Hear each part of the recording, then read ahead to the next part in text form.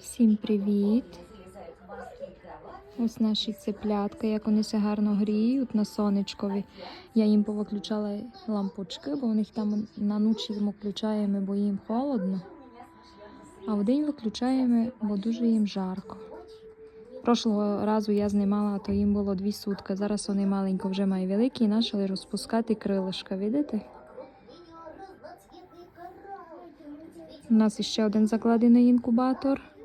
І потім, коли назбираємо яйця, ще один покладемо інкубатор. Так що у нас буде дуже багато цепляток. Зараз вам ще покажу зайчику.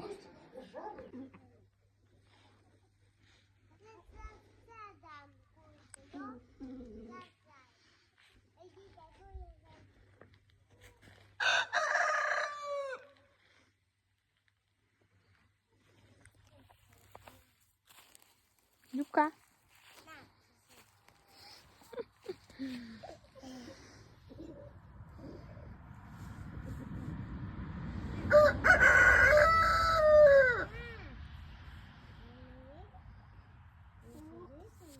Ось такі у нас зайчики.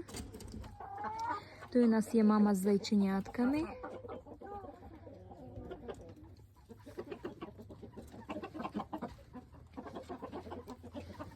Тут у нас немає на даний момент, але ми то маленькі потім розкладемо сюди.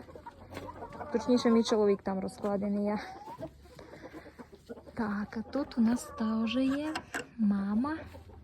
О, мама. І маленькі зайченятка. Красиві.